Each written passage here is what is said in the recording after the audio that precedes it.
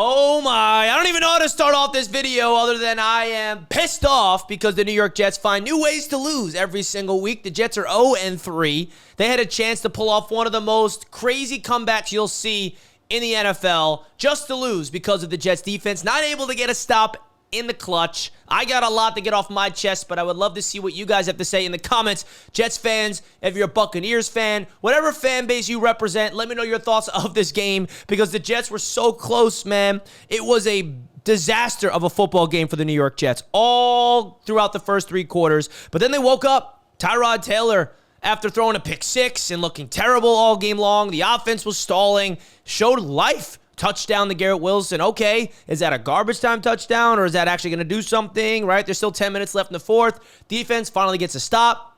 The Jets offense goes down the field on 4th and goal. The Jets get a touchdown to Allen Lazard. He almost drops it. Luckily, it was a touchdown. And then we're all thinking to ourselves, we are a stop away from being able to win this game. And what happens? The Buccaneers march down the field, of course, because the defense stinks.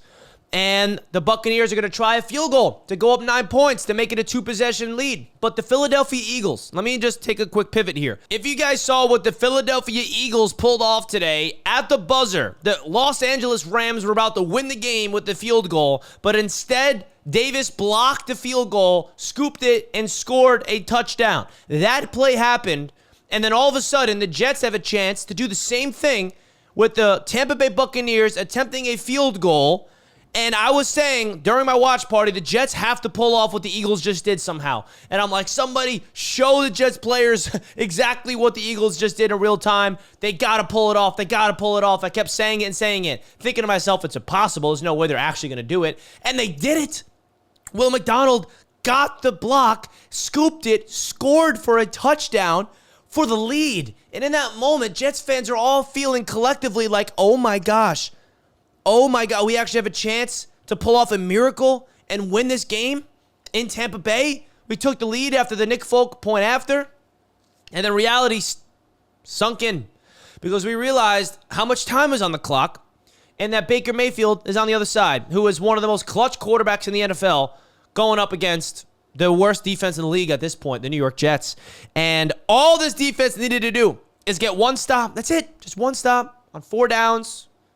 Do not let them get into field goal range, and we would have won the football game. The Jets showed heart and grit and toughness in the fourth quarter a little too late. Now, Tyrod Taylor in the offense, right? Terrible game all the way up until the fourth quarter. And you look at this offense and this entire team collectively, where is that heart? Where is that toughness? Where is that Aaron Glenn culture that we were supposed to be seeing on the field? It showed up in the fourth quarter a little too late. Now, I give the offense credit here. I know that the Jets offense was pretty much terrible all game long, but I'm going to give them respect because in the fourth quarter, them having back-to-back touchdown drives led by Tyrod Taylor, at least they step up in the fourth quarter because NFL games are won and lost in the fourth quarter. If you play bad for the first half, even if you play bad in the third quarter, but you could dominate the fourth quarter, you could win football games. And the offense played winning football in the fourth quarter. Of course, Tyrod has to be held accountable. That pick six was a backbreaker before the first half. The run game was non-existent. Tyrod led the Jets in rushing yards. That can't happen. Breece Hall was awful in this game. The offensive line was trash in this game. Garrett Wilson was the only good thing on offense for this Jets team statistically. 10 catches, 84 yards, and a touchdown. But the fact that the offense actually stepped up in the fourth quarter and scored 2 straight touchdowns, and the saddest part is Tyrod Taylor in the offense, after finding a rhythm finally, never got the ball after that touchdown to Allen Lazard. The defense never gave them a chance to go out there and score. And it's not even like the offense needed to go on the field because Will McDonald did the work for the offense basically by giving them the touchdown for the lead. So Will McDonald and the special teams, they did the offensive job to get the third touchdown of that fourth quarter. But then all of it was on the defense, who looked so bad all game long. And the Jets defense, if they just got that stop late in the fourth quarter to win the game, we all would have said there's a lot of issues to clean up. But wow. They stepped up in the clutch, and they showed heart. But no, that's not the case. They let this Baker Mayfield-led offense just go down the field. Steve Wilks, I don't know if I believe in him or this overall scheme. I don't understand why they're blitzing so heavy. They know what's coming. On that play where, Emeka Egbuka got the catch on the left sideline. Now they are in plus territory. Baker throws the ball to the right sideline. Emeka Egbuka bobbles it. He's out of bounds. Incomplete. They reviewed it. He's out. Whatever. 2nd down and 10. That was the play that could have won the game. The Jets are sending an all-out blitz. Why? Why are we sending an all-out blitz on 2nd and 10? The Buccaneers see the blitz all the way through. Quick screen pass to Shepard, whoever it was, and the Jets don't know how to tackle in the open field, and he just goes down the throat of the secondary and gives the Buccaneers an easy opportunity for a field goal. I mean, it's just so beyond frustrating that this team cannot step up in the 4th quarter defensively, okay? The same thing happened week 1. Week 2, the defense just got absolutely torched by the Bills, but, man, they actually had a chance. This defense, we could have been saying right now, wow, how do we win the game? The defense still stinks, but at least they stepped up in the 4th quarter. No, we can't even say those things. So now we have to have some real conversations because some people are now wanting to fire Aaron Glenn, even though they said that last week. They want to fire Steve Wilks. I'm still not there, folks. I'm sorry. I'm just not a Jets fan that thinks that it's realistic to fire a coach after 3 games. Do you realize how ridiculous that sounds? Come on, man. What are we doing? You want to fire Glenn? And then what? Hire a coach next year? Okay, now he starts off the season with 3 games, and he's 0-3. Want to fire him too and just keep the cycle going? Aaron Glenn and Darren Muji, they need multiple off seasons to get their guys. Do you not realize that this roster is not theirs? 10% of the roster is theirs? They need off seasons to get their guys in the building that fits their culture. And that's not me making any excuses. There's still a lot of accountability to go across this coaching staff. And I'm not saying giving them time guarantees that they're going to be great. That's not what I'm saying here. But it's so premature for you to expect this football team to go out there and just look great right out of the gate. This is the lay the foundation year for Aaron Glenn and this entire coaching staff. Of course, we have every single right to be frustrated. But if you actually expect the Jets to fire the coaching staff after 3 games, come on, man. At least give them until the end of the season before we have those conversations. That's all I got to say about that topic. But then you look at what this Jets team is all about. The fact that they were able to come back and show all that heart, man, and the waste that Will McDonald blocked field goal for a touchdown, and to waste that comeback, it hurts. It hurts. There's no denying it.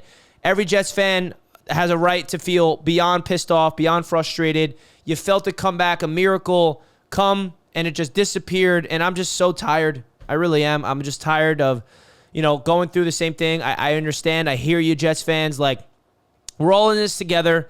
Some Jets fans older than me that's watching, been through this story for way longer than I have. I'm 27 years old, and I'm just waiting to go back to the playoffs for the first time in 14 years, and definitely does not seem like that's going to happen this season with an 0-3 start, because I don't think you guys realize how much a win like this would have meant for this team and this fan base, man. If they somehow won that game with the defense stepping up and getting a sack or getting a turnover, man, it would have sparked everything. And this defense, bro, no turnovers, again, cannot do anything on defense.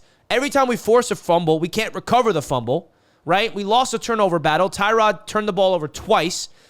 The fact that we were even almost able to win the game was a miracle. I have no idea how that was possible. It was because of the Will McDonald blocked field goal, and it was up to the Jets to do it again, which was very unrealistic. I thought they almost did, honestly. That field goal for the win, I felt like they almost got it. But no, right through the upright. Jets lose a tight one. And another thing, how many penalties did the Bucs have that we were not able to take advantage of? I mean, come on, man. And I posted this on X, getting really pissed off in the first quarter when the Buccaneers kept getting called for a holding penalty on offense and the Jets kept declining the penalty instead of it. I don't understand. I'm sorry. They didn't decline the penalty. They accepted the penalty. They should have declined it, in my opinion, to bring up 4th down. They did it back-to-back plays. The Bucs, got a holding penalty, and then if the Jets declined it, it would have brought 4th down. Instead, they accepted it because they wanted to knock the Buccaneers out of field goal range. I sent this tweet out, and everybody's like, well, it's because they wanted to get them knocked out of field goal range. Yeah, I understand the strategy. I still don't agree with it because I do not trust this defense on 3rd down. I don't care if it's 3rd and 75. The Jets are still going to give it up because of a penalty or something. That's, unfortunately, my reaction to the Jets defense. I'd rather them get 3 points on the board than give up a potential 3rd and 29 because of a pass interference, which is exactly what happened. Sauce Gardner gets flagged for PI, who's also not playing good football at all to his standard. So there's a lot of issues. A lot of issues. So this defense stinks on 3rd down. Awful. Every time the Jets are on the field on 3rd down, I'm just like, might as well hand it to them. I mean, even on 3rd and 9, Baker Mayfield just somehow miraculously escapes and picks up the first down with his legs. Oh, my God. It's so frustrating, man. I mean, this is everything. I make these videos after my lives to get off a rant, to get everything off my chest, because there's a lot that I like to just let it free, and I'm just speaking off the top of my head here. But, man, oh, man, what a frustrating loss for the New York Jets for a lot of reasons that we listed in this video. So you guys let me know your thoughts in the comments. Love to see what you guys have to say as always. Hit the thumbs up button. We hit 29K on the live stream today, which is definitely a big milestone. But I'm not satisfied, man. I want that 30,000 mark. So thank you guys for all the love and the support as always. I love you guys. Let's go Jets. Big shout out to Sleeper for them being the proud sponsor of Jets Media. Guys, make sure you guys go check out Sleeper. They are the proud sponsor of Jets Media all throughout the season. You guys can get a 100% deposit match up to $100 by using my code JETS. Terms and conditions apply, of course. But a big shout out to Sleeper for being the proud sponsor of Jets Media all throughout the season. Love you guys so much, and let's go Jets.